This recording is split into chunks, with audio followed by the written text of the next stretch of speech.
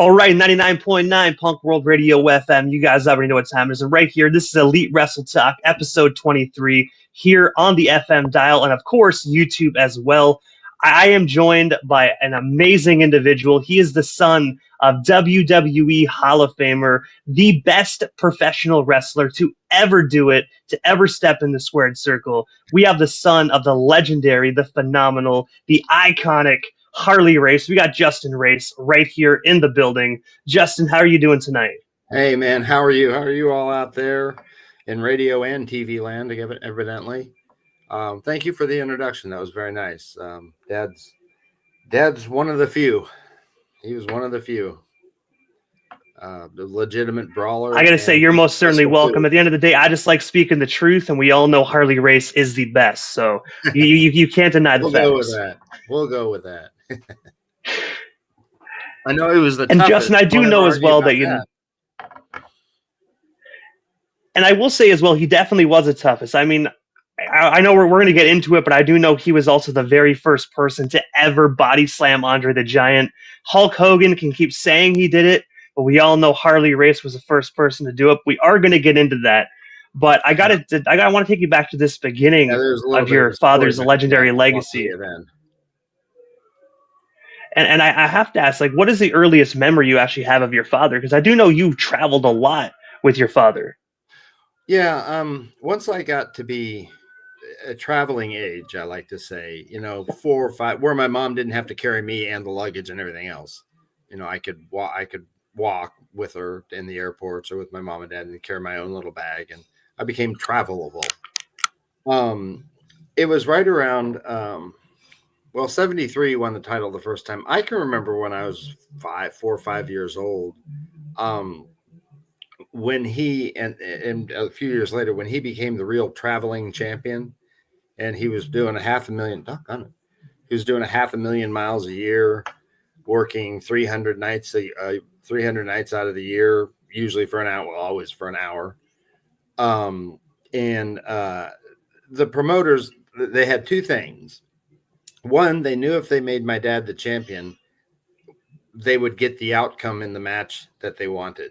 Not only the audience-pleasing match and this and that, but if some goof tried to shoot on him or didn't listen to him, he was the ring general, didn't listen to him in the ring, they didn't have to worry about him accidentally losing. They knew that if someone tried to shoot on him, that someone was just going to get hurt. So they had that. That's one of the reasons why they kept him champion for so long, is his reliability. But also, when you're going to work a guy that hard, that many days of the year, and he's a family man like my dad was, it isn't going to work unless he's with his family.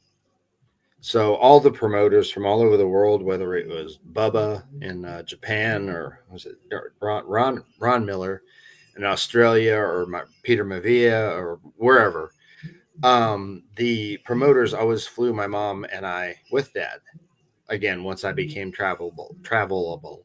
So from 4 until I was into high school, we traveled with my dad all the time. My mom was my tutor. Every time I was going to be gone for an extended period of time, the teachers would go through lessons with her and homework and lesson planning and this and that. So I wouldn't miss anything in school. My mom was a great tutor, very intelligent woman. It was kind of funny. One of the first times I remember them asking going to the school to ask to take me out of class for like a long time, like a month. And they went to the teacher and they said, "We'd like to take Justin to Japan for a month. Is that okay?" And the teacher just instantly said, "He'll learn more there than he will here anyway." And so Mom sat down with them and they planned out all our lessons. And then when we were on the road, when we were traveling, I had homework time every day. Maybe lasted an hour and a half. It wasn't a school day. But, so I kept up with my school. I kept up with everything that I had to. But, Dad wanted us with him. He liked to travel with us. He and I every time we were together, we're like best buds. Good friends, he loved to get into antics and get into trouble with this little boy. So Dad and I always had a great relationship. And yeah, and I will have to give the credit to the promoters for allowing us to do that, to travel with him. I mean, I was in 12 countries before I was 10 years old, and that's just I not gotta say, Canada. I could only imagine just traveling the world and doing homework while in Japan, and then like next month you're in Europe or something and doing homework Mhm. when in Europe. I Yeah, mean, it or doing sounds it like a on the very plane. different kind of lifestyle for a child, but fun as well. Yeah, I mean, it was. I definitely lived a unique and blessed childhood. All my life has been, pretty unique and blessed. Um, there's issues. Every family has their problems. But for the most part, we just had a good time. The three of us, we had a lot of good times together, and that's kind of what kept everything moving along. I mean, as far as him being champion and being in the business, and my mom and I getting to travel the world. It was always a vacation for us, but he was always working. When we go sightsee wherever we were in the world, when we went sightseeing or something like that, he had to be back, and they wrestlers always eat at 2 in the afternoon. At least they did. That's their meal. They don't eat after 2, especially Dad going an hour all the time. So at whatever we were doing, sightseeing in whatever country, at 2 o'clock, we went to a restaurant, we ate, and then went on back to the hotel. Sometimes my mom and I scooted around the city a little bit more, but Dad would go back and hang out in the hotel and rest a little bit, and then we'd go to the stadium or the arena that evening. And I also read as well that you actually wrestled until you graduated high school, winning Mm-hmm. many state and national championships. I was wondering if you can actually just tell us a bit more about your early days in wrestling, and of course, what actually made you decide to hang up the boots at a very early age. Well, first of all, I'll answer kind of the last question first. My thing was football. I watched my father wrestle, and also there was no me being a professional wrestler was never an option in my house because of the time in history that he was the champion and the traveling and the beating on his body and this and that. My parents were like, "You're not doing this." People, always say, "Oh, it must have been tough to grow up having a dad, but without a dad because he's always traveling." I said, "No, my dad and mom and I spent a lot of time together. It just wasn't at home. It was in amusement parks and sightseeing and zoos and museums and arenas and stadiums and things like that. So we spent a lot of time together, but we just weren't at home. So it was very unique. I don't know any different. What would be weird to me was if my dad was home for dinner at 6 in the evening. That would have been weird. But I'm 7 years old, 8 years old, or whatever. Uh, Teaching myself how to get a hold of him in Australia.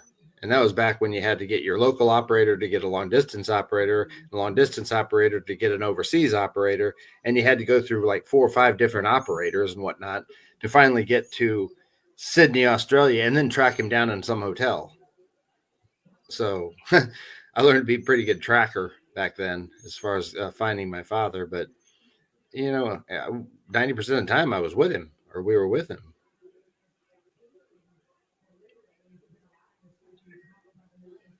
And I got to say as well, I definitely during your father's time in the ring, you can definitely go back and watch those matches and just see how rough it was on your body versus today. I mean, I Yeah. think during the time your father wrestled, it was like an hour plus matches every single night, and probably all close to Broadway's. 300 matches a year. So I mean, that's a lot of hours in the ring in one Yeah, year. it is. And I'll finish addressing your question. So my thing was football. Like I said, wrestling wasn't a choice. I was a Division 1 football player, uh, many scholarships to many schools. I was also recruited to wrestle, but by the time I was a senior in high school, I was so sick of cutting weight for wrestling. I just wanted to be in a sport that I could eat. And so I chose football over wrestling and hence hanging up my boots. But unfortunately, I went to SMU in Dallas, Texas. And unfortunately, when I got there, let me backtrack a little bit. When I was a sophomore in high school, ironically, I broke my neck in a wrestling match. And I mean, I wasn't paralyzed. I was paralyzed for like a couple days, but I mean, I healed, obviously. But I kept it very quiet, and I wrestled and played football for my remaining high school years. Well, then when I went to college, they brought me down there to give me my physical, and I turned my head. They said, "That's all the farther you can turn your head." And I said, "I just got done working out, trying to make up some excuse," and because no one knew about the broken neck. And they put me in this CAT scan machine and found the calcium deposit in the third vertebrae of my neck, and said the coach brought me into his office and said, "You can't play football anymore." So that was rough because that was my goal for myself, was to play professional football. I knew I wasn't going to fill my dad's shoes in the wrestling world, so there's no sense in even trying that. I wasn't quite as tough as he was. But I had an opportunity to play football and I took it. But unfortunately, injuries can catch up to you, especially an injury like that, where it it wasn't a question of maybe I should quit. The coach said you cannot play anymore. You get hurt, you get hit hard the head or the neck, and you're done. You're quadriplegic. Like, obviously what the coach said, but was there a way for you to maybe sign a waiver to be like, look, like, did they give you that option to sign a waiver to be like, look, if anything happens to you, we're not liable? No, Was there anything like that, or was it just pretty much like no. there's absolutely no way, shape, or form You have a you have we're a letting you on our field? When you go to college, to university, SME is a private school, so you have an athletic transcript and you have an academic transcript. And right in front of me, after he said I can't play anymore, he took this red, one of those stamper things with the ink on it, and stamped canceled on my athletic transcript, meaning no contacts. Well, I couldn't play any college sports whatsoever. I mean, I couldn't even play baseball because they were worried, there could be a problem with my neck. And there would have been way too much legal jargon to, well, yeah, he broke his neck and now he's quadriplegic, but he wasn't doing exactly what you said he was doing in the contract, and that would have been a mess. So no, they didn't do things like that. It'd been nice, but looking back, and anybody that I've ever told the story to said that was probably a blessing from God that they found that calcium deposit and wouldn't let you play anymore.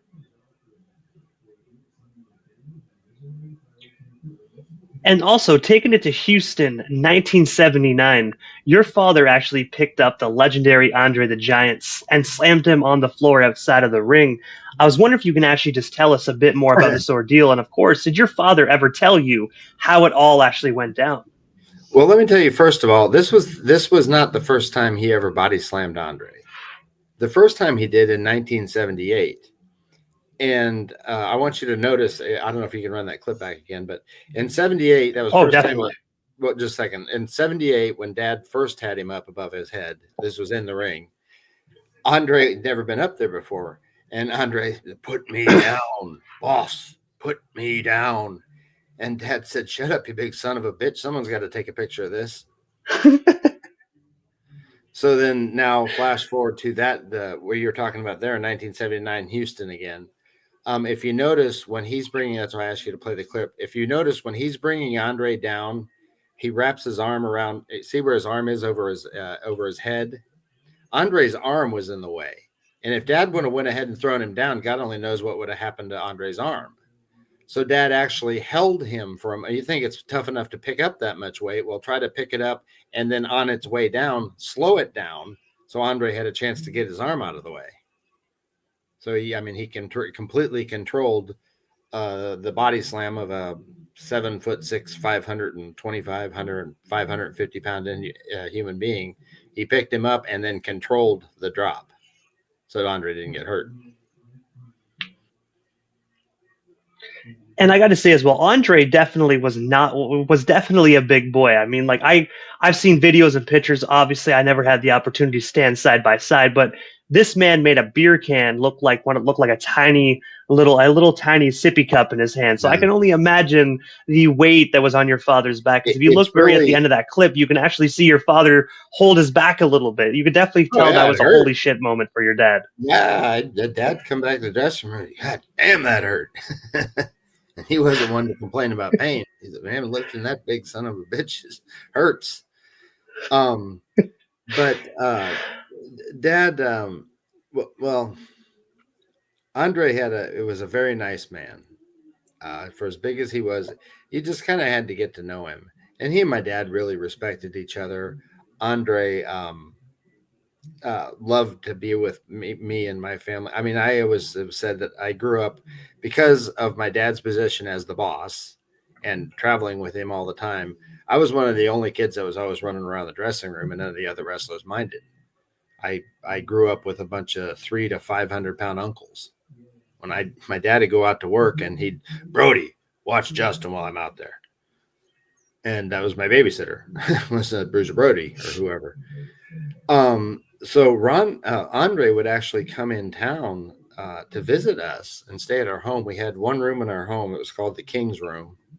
I mean, the Giants Room, because it had a bed, and it was a big enough room that could accommodate Andre or Giant Bubba when he came in town. That he and his wife Matoko always stayed with us, and so he'd find out Andre's, oh boss, I'm coming in town, and it wasn't to wrestle, just to hang out with the family, and there was a clothing store here in Kansas City that made clothes for Andre. Um, they had to hand make them. They didn't make anything that big. Dad would call this store. He'd say, "That big son of a bitch is coming in town again. Get ready to make some boat covers." So Andre'd come in, and he'd stay for a couple of days. He was a fun guy. I mean, he was a blast for me. He was like a big Jungle Jim.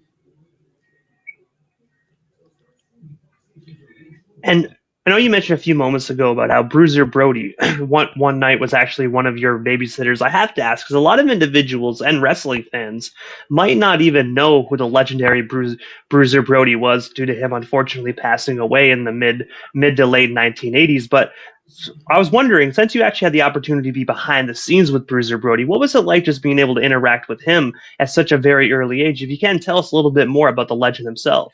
Well, yeah, I mean, I grew up with the guys, so I'm not kidding. They were like uncles, and so when Dad was working, and it wasn't always Bruiser. I just use that hypothetically, but they taught me how to play cribbage. We just goof around in the dressing room, really. I'd listen to them tell jokes to each other, and um, tell stories. Wrestler. If you find a wrestler, you find 1,000 stories, and it was just fun. It was like it wasn't necessarily that one was babysitting me; they all were babysitting me, kind of. But he'd just always tell one of them that make sure, basically, like Home Alone, make sure the kid doesn't burn down the dressing room. He wasn't worried for my safety. He just didn't want me to get into mischief. And especially with not a lot of supervision and being young and being backstage, lots of rooms, lots of places to run to. Well, I had a lot of I mean, supervision, and they were very big supervisors. and also before we actually move off the topic of actually just the Body Slam Houston 1979. Mm-hmm. Also, if I'm not mistaken, your father also body slammed another big boy as well by the name of King Kong Bundy. I believe in 1982. Sorry, I think it was at the Reunion Arena. I was wondering, were you there actually for that body slam as well? I Witnessing that. I remember most of it. I mean, he body slammed Abdul the Butcher. What's his call? I can't remember some of their names. But Bundy, any of the big guys, he body slammed. In fact, he suplexed Abdul the Butcher. Which, if you ever remember Abdul the Butcher, he had about the lowest center of gravity of any human being. I mean, of his 400 pounds, 300 of it was below the waist. And so that makes for a very awkward lift. You got a proportional guy like Andre was tall enough, so you can use some momentum to get him up in the air. Dad suplexed Andre too. But suplexing a guy that had basically you were picking him up off the floor because his center of gravity was that was pretty amazing when he body slammed Butcher. But yeah, Bundy is a great guy too. He's just another one of those big old teddy bears in the back in the dressing room. But yeah, he picked him up and he body slammed just about all of them and suplexed him. In fact, one time. This story has been told on YouTube, so sorry if some of you all already know this. Rick was kind of young in the business, Flair, And Dad body slammed and suplexed Andre in the same match. Dad came back into the dressing room, and Rick went up to Dad and he said, "Did you ask Andre if you could do that?" "What do you mean?" "Did you ask Andre if you could suplex and body slam him?" "Why the hell would I ask him? I told him. Suplex, body slam, kick out 2.5. I don't have to ask. I'm Harley Race."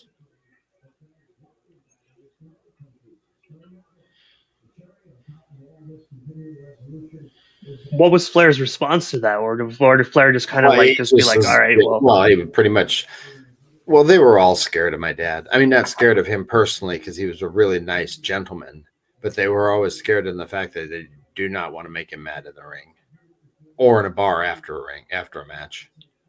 He just wasn't someone you'd want to make mad. So I've only ever in the dressing rooms, I've only ever heard him called the boss, Mr. Race, or the King. No one ever called him Harley. Occasionally, someone would, to try to get his attention quick and say Harley. But I mean, and that goes for Hogan, McMahon, all of them. They called him the boss, and they meant it. And that's why he has such a good reputation in the wrestling world with the wrestlers, with the guys, is because they knew. Well, he used to, if he was wrestling, especially Brody. Brody got out of hand a lot. He went a little nuts. And I just happened to post a match of Dad and Brody. I think it was in 88, 81. I mean, the majority of the match was in the first and second row of the stadium. And, people running everywhere and them hitting each other with chairs and um, it was just mayhem all the time. So, but back in the dressing room, they were guys were nice. There was a few guys that Dad didn't care for, but for the most part, um, it was the respect that they had for my father. Like with Frank, with Brody, if he was getting a little nutty on you or whatever on Dad, Dad would get him in a headlock or an armbar and just put his uh, mouth down towards his ears. "Don't piss me off," and that meant time to get back on Harley's track. Because otherwise, he isn't going to hurt anybody permanently, but he could definitely hurt someone temporarily.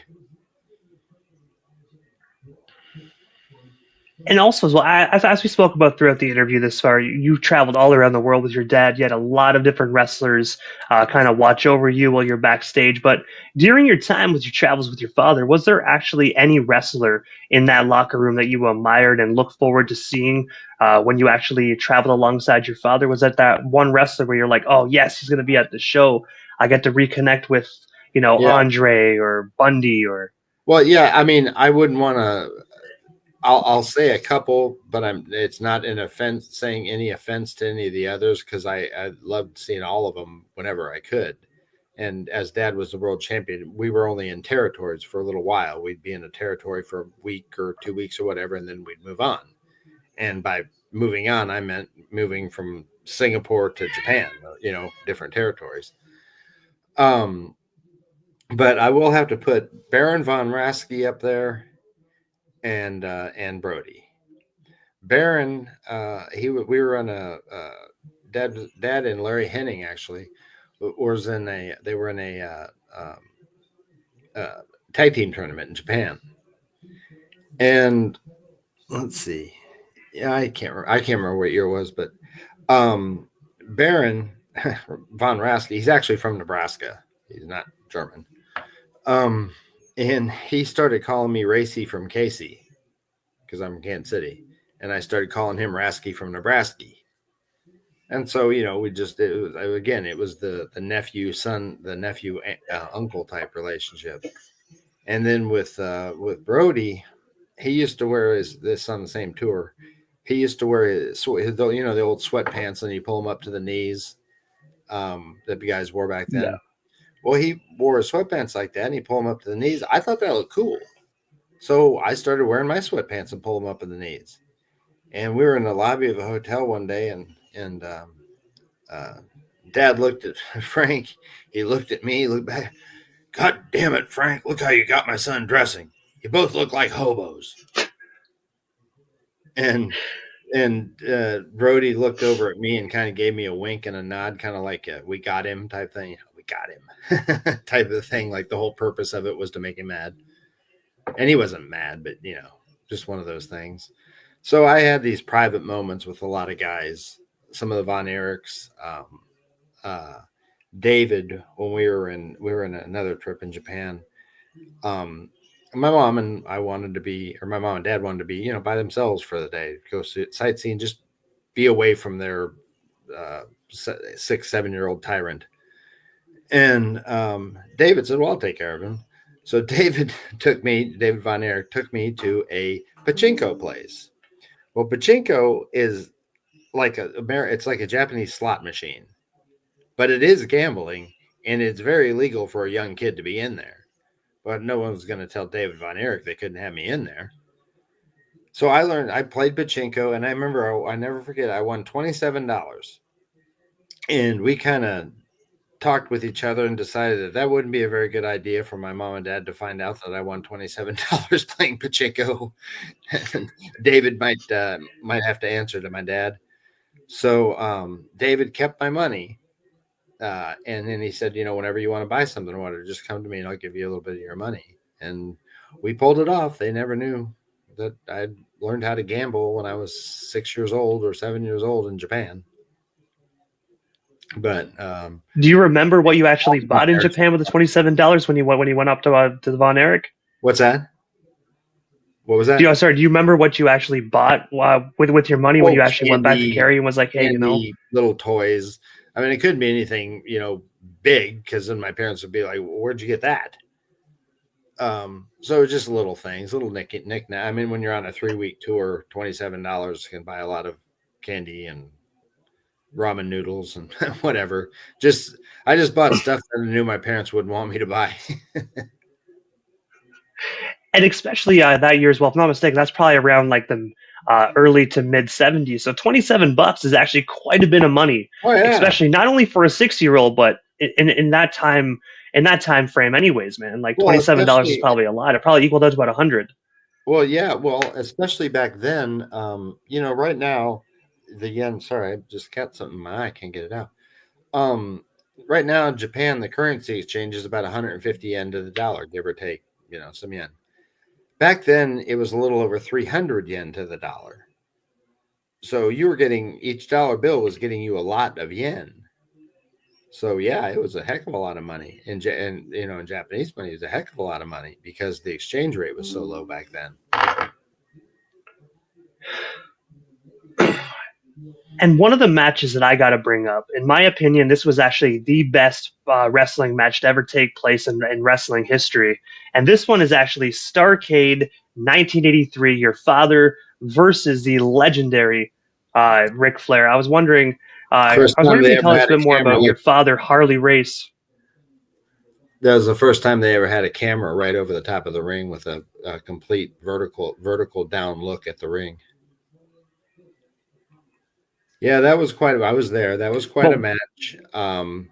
I knew kind of beforehand that, it was the torch was going to be passed, but they put a heck of a match together. And as even Rick will say, if Gene Kaninsky would have got out of the way, it would have been a lot better. It could have been a better match, but he kept getting in the way, and Dad and Rick kept tripping over him because he was just in the way. I mean, the referee's supposed to be, against the ropes, just kind of milling around outside the action, making sure nothing was, nuts was going on. And Kaninsky half the time was in the middle of the ring. But it was probably one of the greater matches that's ever been. And it was time for the torch to be passed. Now, Dad did win it back from Rick months later in New Zealand for his 8th title. And then he lost it fairly quickly to Rick in Singapore. So he actually had 8 titles. But that was the match that, and nothing happened in the NWA that didn't have my dad's approval. In fact, my dad could be the only one that wanted it to happen, and the whole board of directors could be against him. But what the boss said, what happened. And he, just like with Haku, and the King, uh, being the King up in WWE, when my dad got hurt, he handpicked Haku.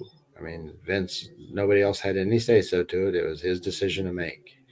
And that's kind of how it was. And at Starcade, it was his handpicked person. Ric Flair was his handpicked to kind of take over the reins of the NWA, because my dad taught him how to be a champion. All those matches they wrestled over all those years, um, the the talk of it in the dressing room wasn't about the weather or whatever. It was dad instructing him on how to behave, how to be a champion, how to walk like a champion, how to talk like a champion, how to garner respect when you walk. Dad would walk into a room of total strangers and everyone would shut up and look at him because he just had that demeanor about him.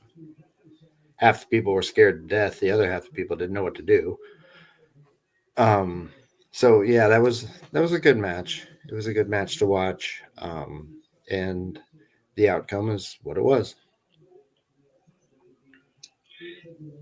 And I also heard as well that I heard as a rumor as well that Vince McMahon actually said that if he had it his way, the torch that night would not have been passed down to Ric Flair at Starrcade 1983. Is that something that Vince did say? And if so, what is your thoughts on that?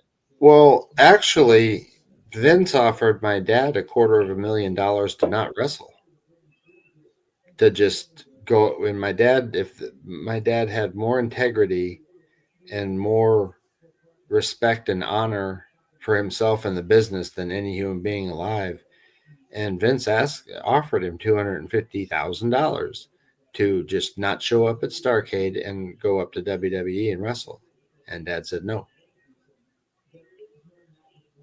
So I don't know. I've never heard the story about Vince not wanting the torch passed to Flair, except that, um, I guess I really don't know how they would have played that off as the NWA champion going to the WWE. I don't know if he would advocated the title and just given it to someone like he did, just pick someone and gave it to him. I don't know how that would have worked because Dad never let it get that far. Vince asked, Dad said no, and that was that. But Was he there anything Vince tried to pull or anything? Because obviously we know Vince McMahon back in the day definitely did not like being told no. Was there anything he tried to pull? Like he did try to like. oh Obviously, he yeah, wouldn't try to attack your father. I mean, because it's Harley Race. yeah, actually he did. Um, he called. I think it was right around Thanksgiving. Um, Vince called and invited my mom and my dad up to Connecticut to meet with he and his wife Linda, who is now the education secretary. um, they had dinner and obviously some cocktails and whatever. And the no was Vince knew it was a firm no, but he still wanted to try to rib my dad into maybe saying yes. And he kind of I've heard I go with my dad's version. He kind of came at my dad at his legs, and again, like you said, what are you doing? Are you nuts? That's Harley Race. Um, and Dad ended up putting him in like a sleeper and choked him out.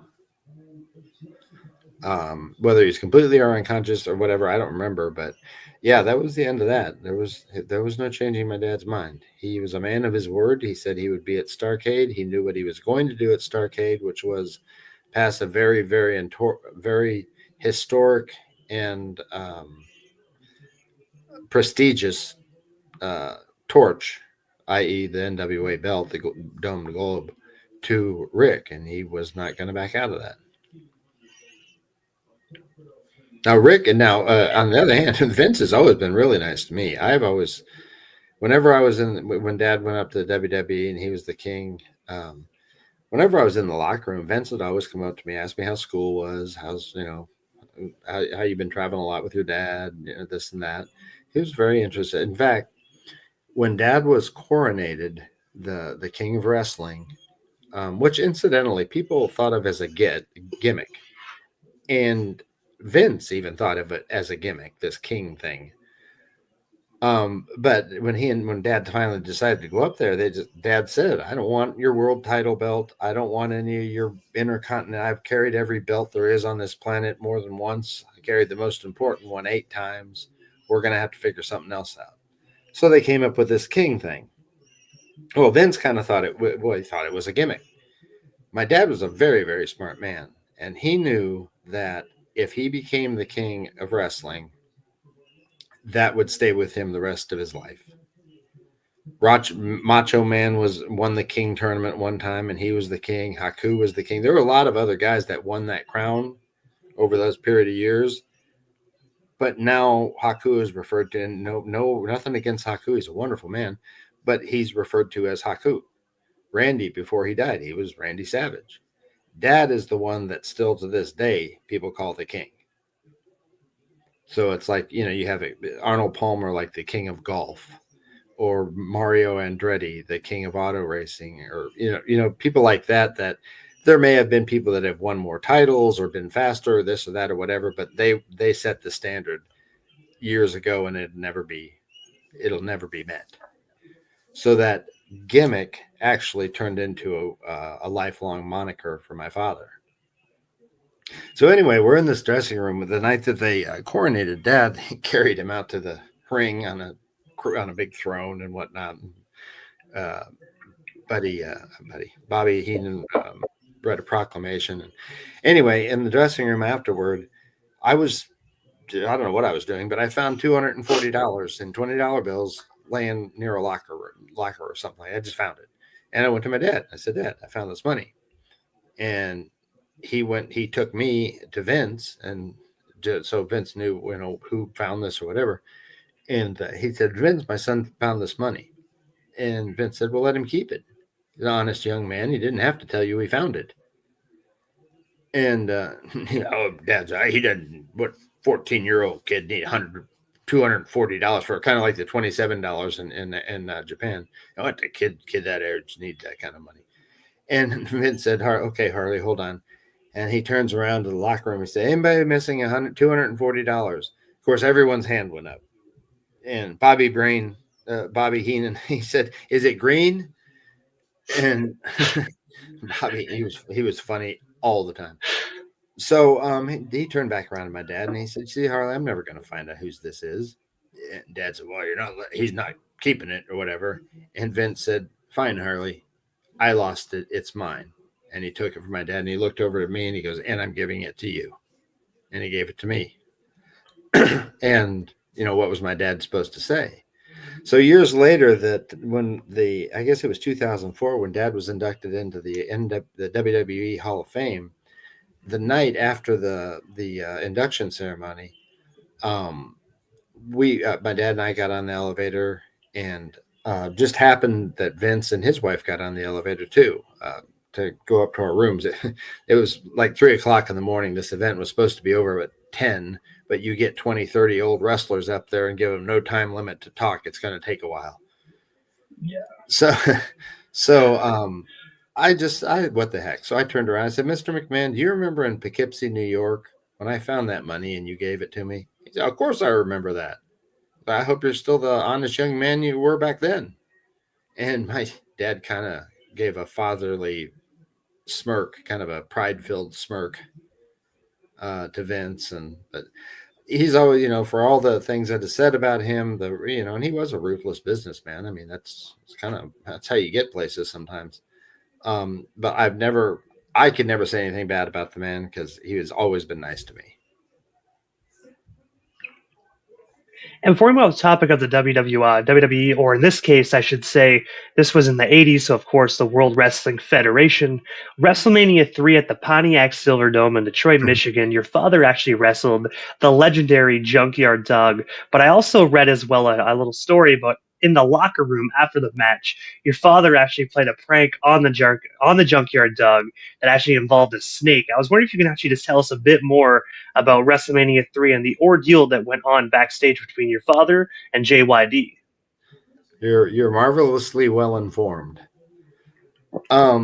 Yes, it was WrestleMania 3. It was after they wrestled. There was nearly 100,000 people there. It was just incredible to see that many people in an indoor arena. And it was the first event that they had other celebrities at the event that weren't wrestlers or athletes or something. Bobby Euchre was there, and just some stars type celebrity power. And one of them was Alice Cooper, and he was going to be kind of a partner with Jake the Snake Roberts. Well, they got a private dressing room because they had snakes crawling everywhere. I mean, 90% of the guys in the dressing room, I don't care how big they were afraid to death of snakes. JYD being one of them. So Dad went into the room and he got one of those big old pythons out and wrapped it around his neck, and he walked up behind Dog, and JYD was sitting butt naked facing a locker, and then not a stitch of clothes on, not even a towel. And Dad went and the snake's head's this big around. Dad went and tapped him on the shoulder with the head of that snake. And I have never seen a 300-pound butt naked black man move so fast in my life. He went running through the like on his tippy toes, running like a little girl. Harley, get that away from me, goddamn it! Cussing and this and that and whatever. And Dad's chasing him through the dressing room. All the guys are just cracking up. He's chasing him through the dressing room with this big snake. He chased him into the shower. And, JYD's like back in the corner of a shower cowering. I mean, it's 300-pound big old dude, and he's cowering. Dad just threw the snake on the floor of the shower and walked off. And so all you hear for the next couple of minutes is, Roberts, and JYD voice, Roberts, come get your goddamn snake. And finally, Jake, the other guy, Jake had been laughing too, and he kind of figured out what had happened, and he went in there and got the snake. And if there was ever, I've never seen a guy that big blush, especially an African American gentleman. It's kind of hard to tell when he blushes, but he came out of that shower and he was about as embarrassed could possibly be. That's the kind of stuff that happened, and not just my dad, but my dad was the instigator of a lot of it. But then the dressing room were big. It's just a big prank fest. And I do know as well, obviously, pranks. People prank individuals, and other people prank them back. In this case, did JYD ever actually attempt to seek revenge on your father, Harley Race, for the snake incident, or was that just something that JYD kind of just left alone? Most of the time, when my dad, they called it ribbing a guy. Most of the time, there wasn't too much retribution for ribbing my dad. Or for my dad being, for being the blunt of my dad's ribs. A lot of that comes from Owen Hart many years ago. God bless his soul. My dad used to have the guys over in the afternoon, like I said, 2:00, to eat. And he had a smoker, and there'd be like 15, 20 guys, and he'd have 15, 20 slabs of ribs and 100 chicken breasts. And he had one of those huge smokers that you could tow behind the car. And he made chili. He was famous for his chili. Well, Owen decided he was going to spike my dad's chili and poured a bunch of real hot sauce in it. And I mean, it made it awful. And so that night in the dressing room, my dad got out his old taser and gave Owen a tase on his thigh as he was walking by. He just went and hit him with the taser, and that pretty much taught everyone a lesson that don't mess with him. You don't rib Harley Race, because you're definitely not going to win that race. No, you're not. You're going to get hurt. Either you're going to get ribbed back worse, or you're going to end up in the ring with him, and he's going to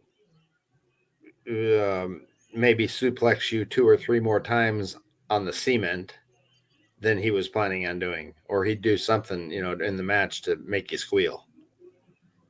Back then they didn't have all the mats and stuff around the rings. It was just concrete, like the clip you played of Andre. That was my dad slamming Andre on the concrete. And when it comes to Owen Hart, I have to say, God bless his soul. So one of the best technical wrestlers, right up alongside his brother, Bret the Hitman Hart. Those two had phenomenal matches together alone. The WrestleMania brother versus brother cage match they did was absolutely phenomenal. But when you actually say you actually had the chance to be around Owen Hart, I was wondering if you can actually just tell us a bit more about Owen and what was he like actually just away from the cameras? Because a lot of us only had the opportunity to see Owen like in Yeah, the ring or cutting promos. No one really knows what it was like to be around he was a the legend himself, Owen Hart. he was the biggest hearted family man I've ever met. Not counting, not putting my father aside, because I'm biased, and my dad was a true gentleman as well. But yeah, he had a huge heart. He loved his family. He loved what he did for a living. He was one of those. A lot of the guys, especially nowadays, how much of it they do because they love wrestling, and how much of it they do to make money is debatable. Back in Dad's day, and not all of them back then, but the majority back then, and I'm talking 60s and 70s, they wrestled because they loved to wrestle. They might make nothing, they might make $20 on a match, but nonetheless, they wrestled. And skip forward a little bit, Owen had that same respect for the business. He did it because he loved it. He loved his family, loved his son, and he loved to wrestle. And he probably was most one of the best at holding that teeter totter in line, if that makes sense. You got family and you got wrestling, and trying to keep those balanced was very difficult. And Owen was probably almost as good as Dad at doing that, or as good as my dad at doing that. Just a great man, true gentleman. The world sorely misses a human being like that. And the one thing I do want to bring up during this interview is because I do know some individuals believe this is true, some individuals don't, but we already know there is only one. It's And wrestling. there's actually a wrestler out there that actually goes by Leland Race, that of course is absolutely not a member of the Race family. I was wondering if you can tell us a bit more about that. And Well, how do you actually feel about Leland's gimmick? he was a head trainer at my dad's school. My father was alive.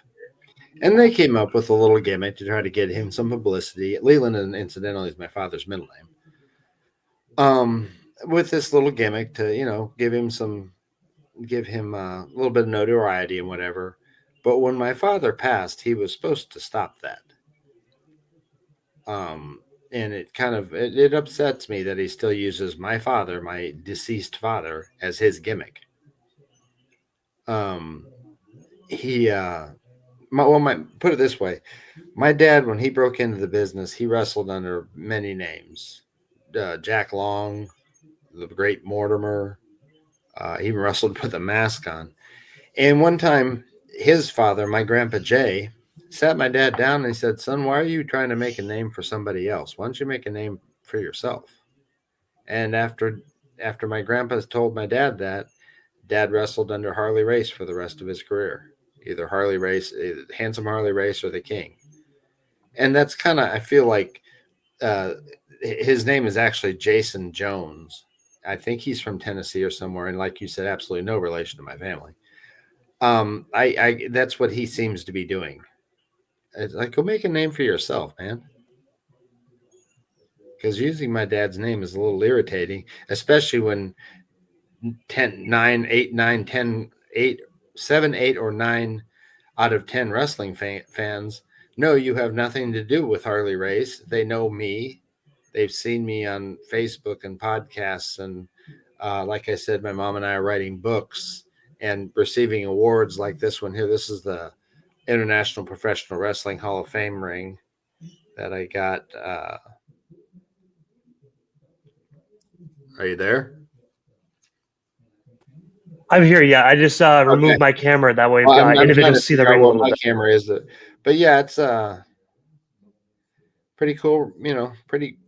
Pretty good testament to who my father was. There's the date, and there's of course our name on the back, Race.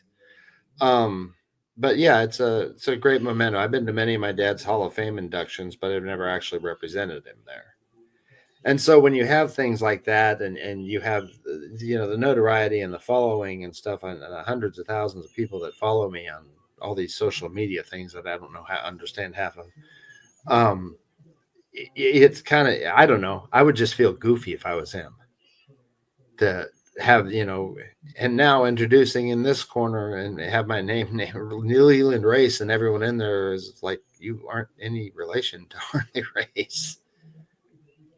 So I don't know. And he doesn't even look like your father either. If you look at your father and Leland and put a picture together, look absolutely like, literally, like if you see those two pictures, it's like DNA test definitely. Yeah. You and your father look absolutely resemblance. Thank you. He after my father died, he actually did an interview with CNN and tried to play like he was my dad's son and tried to come up with stories like when he was a little kid and whatever. And I'm going, man, I'm the one that had to grow up 6-7 years old watching my dad get hit over the head with metal chairs, blood flying everywhere. I mean, talk about traumatic for a little kid. My mom and he usually had something worked out where if it was going to be a bloodbath, we didn't even go. We went to the movies, we went to play putt-putt or whatever. But mistakes were made, and I saw some awful gore of my own father, thinking my dad's going to die. And that's, I grew up having to deal with that. And again, I lived a blessed and unique childhood, but that wasn't easy to watch your father go through that. And I show pictures sometimes online, my dad, blood running down his face, and I'm standing next to him smiling, and my mom's standing next to him smiling. And I'll caption it and say, this is a successful night at the race house. Because no human being would ever see one of their parents look like that unless they'd just been in a major car wreck or something and be on their way to the emergency room, in an ambulance. So to see that kind of stuff when you're a kid, as you get older, you get people to ask you questions, doctors or whatever, ask you questions. Did you ever have anything traumatic happen when you were a child? And I've always said, well, besides watching my dad get the shit kicked out of him 5 nights a week, I might have been in a car wreck. So that, people don't see that part of it, the trauma and the thing, that part of it. And then the other part of it, the celebrity that went with it. When I watch people walk down a red carpet or whatever, or, the ceremonial type position where they're getting out of the limo and whatever, I don't ever think about that. I always think about what was happening 5 or 10 minutes before they got out of the limo, because that's where I was. And I remember going to charity functions downtown. You know how they have like co-chairman of like the Muscular Dystrophy Society or Multiple Sclerosis Society. It was like one of the Royals, the Kansas City Royals pitchers, and my dad. And they really never did much. They just showed up and spoke at events to get people to come, to get people to donate money, like black tie type affairs. And we were on our way down there, my dad, mom, and I, in a limousine. And this is how long ago this was. This is the first time I'd ever seen a car and a phone. I mean, a phone in a car. And I asked the driver, he said, yeah, go ahead. I'm calling my friend. No, I'm really in the car. I'm actually in the car. I swear to God, I'm in the car. And my mom and dad were fighting the whole way. I don't know what they were fighting about, just verbally fighting, just awful. But as soon as we got there and that door opened and the camera started taking pictures, it was all smiles from the Race family. All's wonderful. The Race family, everything's always great.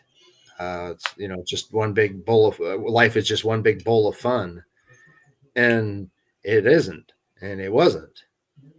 And so at times like that, or the times that I think that my mom had to take me out of the arena because I was screaming and crying because I thought my dad was getting killed. And then to have some guy try to make up stories about himself being, my dad's son, when he was just totally making stuff up out of the blue. And I've got the 6,000 pictures to prove it. My father holding me as a baby on up. Not that I ever think I need to prove it, but it's a little irritating. And one of the last questions I have actually is the second last one I have is actually March 31st of 2008. Your father actually made a surprise appearance on Monday Night Raw during a segment where it was called the Nature Boy Send-Off. He was actually escorted to the ring with 2 lovely individuals, and your father and Flair actually shared an emotional moment. I was wondering, were you actually in attendance for this? And of course, also like just being backstage. 2008, yeah, March 31st edition of Raw. I was there. Rick was a very good friend of the family too. So I mean, he and his first or second wife or whatever, I can't remember, and my mom were good friends, because he, if he wasn't the champion, he followed my dad around because he and my dad were often the marquee match in a territory that they weren't even from, like Japan or Australia or Florida. You'd think Dad would be down there wrestling superstar Billy Graham or something like that, and it'd be him and Flair. So we traveled a lot with them. We got to be very close to them, and there was a lot of, especially in the latter years, a lot of some recorded, most not recorded, tear jerking moments between those two guys. Just to hear them talking to each other, or and it was they had just the utmost respect for each other. And I liken it to I did a podcast the other day with Ross and Marshall Bonnier. Well, they go by Atkinson, but Kevin's kids, Kevin's boys, and we were talking about how we got onto the podcast about 10 minutes before it started, and by the time it started, we were like brothers because they knew what it felt like in here to see their dad get hit over the head with a metal chair. I can explain it to other people. I could explain it to my friends in high school, but they didn't get it. But when you're talking to someone that's had the exact same situations, which is very rare, wrestling, there's not a lot of, wrestling is not like football. There's not 60 some guys on every team. And I remember Ross and Marshall and I kind of decided, because they were telling me when their dad took them to my dad's wrestling school, and the first time Kevin had seen my dad in I don't know how many years, and how they embraced, and how it was like a second had never gone by. They went from whenever they saw each other the last time to this time, and no time had elapsed. And we likened it to and again, all respect to military and firemen and police officers and all, but it's almost like war buddies. Two war buddies that saved each other's life, meeting again, after some time or whatever, or even when they're around each other, it's that unspoken respect that you have for another guy. Because when you think about it, you got to have a lot of trust in the guy that's got you up over his head. He could literally throw you over the top ropes all the way down to the cement floor if he wanted to. Or the punches and the figure fours and the Indian deathlocks and all the moves that they did. You have to build up a tremendous amount of trust to get into the ring with someone and know that although both of you are going to inflict pain and wrestle, the last thing you wanted to do was to permanently hurt someone. My dad had 3 rules when he wrestled. They were written in stone, and they went with him with every match. His first, not rules, but things he went by, mottos. One, the most important thing to him was the safety of the fans. You could imagine when Brody and him were up into the second and third and fourth row with Brody swinging the chain and Dad swinging the the chairs and tables, and Dad's most important thing to him was the safety of the fans. The second most important thing to him was the safety of the guy he was wrestling, because he didn't want anybody hurt.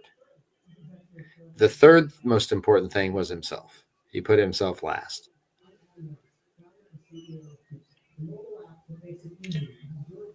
And last but not least, Justin, you are currently working on a book as well based upon the life and legacy of your legendary father, Harley Race. I was wondering if you can actually update us a little bit more on this book. And of course, when can fans actually expect this book to be released so they can get their hands on a copy? Well, I've done some work with my publicist, and we've changed a few things around, kind of telling it in a different voice. My mom's also has a book coming out. Her book is a memoir about her. It's called Life with a King, and it's basically not chronological, but it's what it's like being married to a guy like this, international celebrity wrestler of all things. Whereas my book is called Don't Tell Your Mother. and it's about exactly what the title suggests. All the I told you about my dad and I's antics when I was a kid. All those things that we did that right before we get home or whatever, he'd look over and don't tell your mother, and then I wouldn't. And I'll do podcasts nowadays, and someone will ask me to tell a story, a don't tell your mother story, and I'll think of one and I'll tell her or tell them. And a little later, I see my mom. She's like, "You guys did what?" And I'm 54 years old.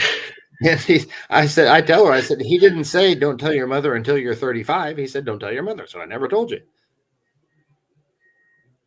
So my book is just, I've got hundreds and hundreds of stories, uh, very often hilarious, some involving even my mom too.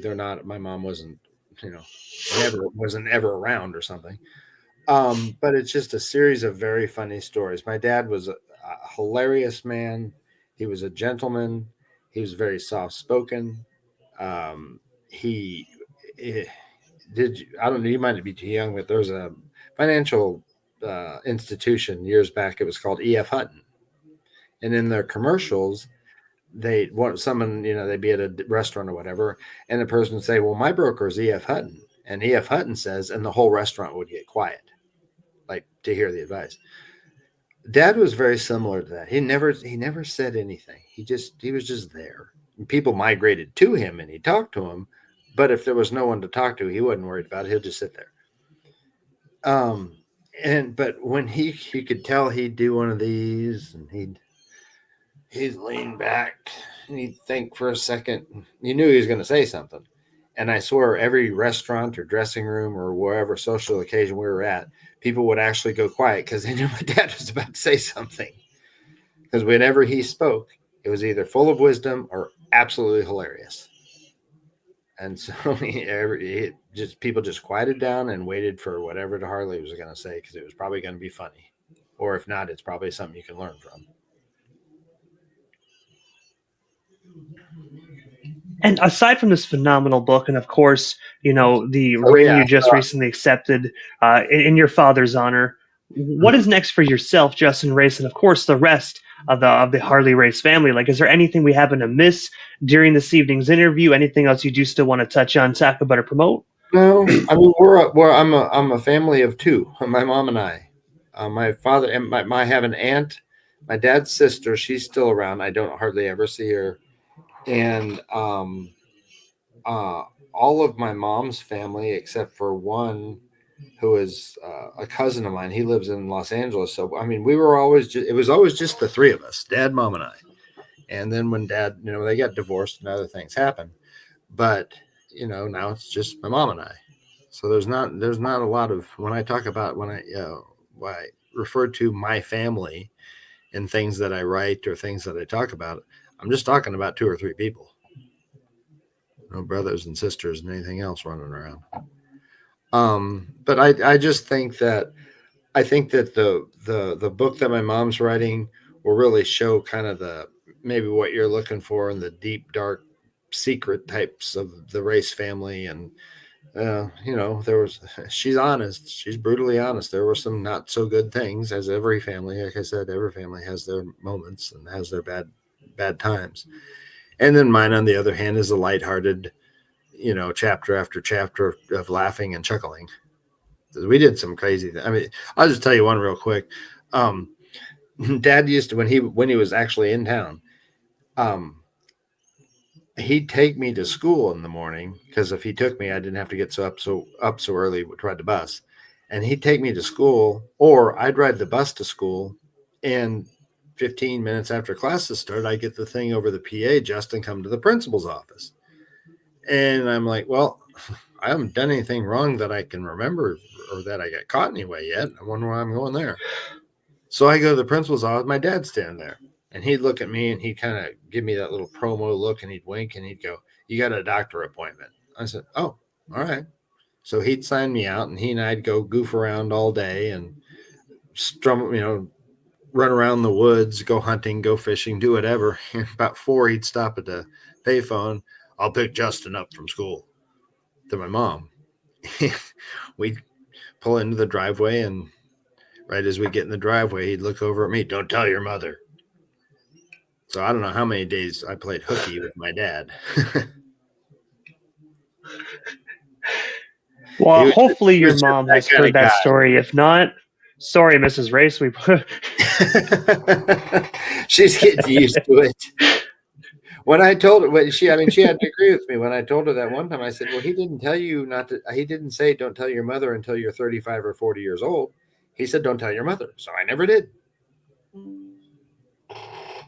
I mean, at the end of the day, it's just a boy honoring his father's word. I mean, at the end of the day, it's all Yeah. about honor. So if your dad tells you something, you don't do it. So Oh yeah. And I there mean, was a few, there was a few of your word is those. bond.